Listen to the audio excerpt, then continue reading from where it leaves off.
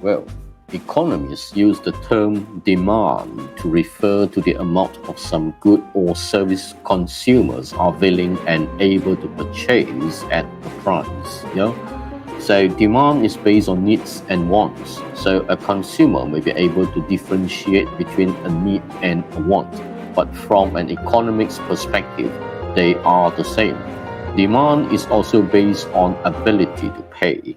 If you can't pay for it, you have no effective demand. What a buyer pays for a unit of the specific good or service is called the price.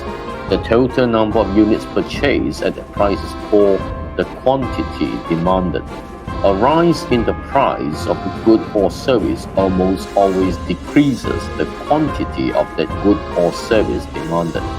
Conversely, a fall in price will increase the quantity demanded.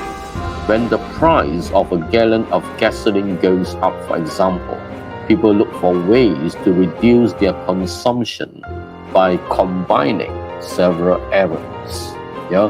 Commuting by carpool or mass transit, or taking weekend or vacation trips closer to home. Economists call this inverse relationship between price and quantity demanded the law of demand. The law of demand assumes that all other variables that affect demand are kept constant.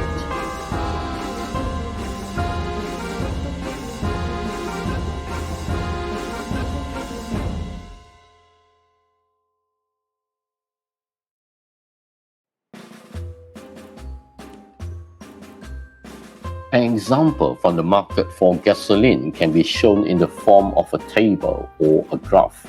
A table that shows the quantity demanded at each price is called a demand schedule. Price in this case is measured in dollars per gallon of gasoline.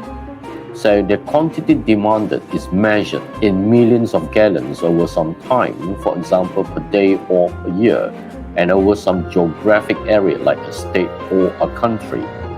A demand curve shows the relationship between price and quantity demanded on the graph.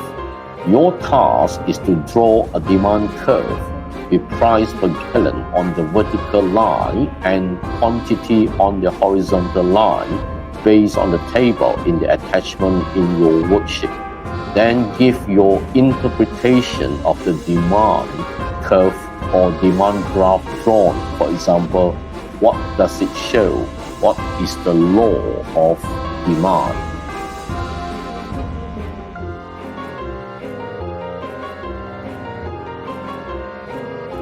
Well, next, what factors affect demand? We define demand as the amount of some products that a consumer is willing and able to purchase at a price. This suggests at least two factors, in addition to price, that affect demand. Willingness to purchase suggests a desire to buy, and it depends on what economists call tastes and preferences. If you neither need nor want something, you won't be willing to buy it. Ability to purchase suggests that income is important. Now, professors are usually able to afford better housing and transportation than students because they have more income. The prices of related goods can also affect demand. If you need a car, for example, the price of a Honda may affect your demand for a Ford. Finally, the size or the composition of the population can affect demand. The more children a family has, the greater the demand for clothing. The more driving-age children a family has, the greater their demand for car insurance and the less for diapers and baby formula. These factors matter both for demand by an individual and demand by the market as a whole.